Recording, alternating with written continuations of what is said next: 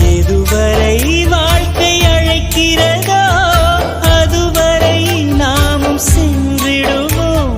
விடை பெறும் நேரம் வரும்போதும் சிரிப்பினில் நன்றி சொல்லிடுவோம்.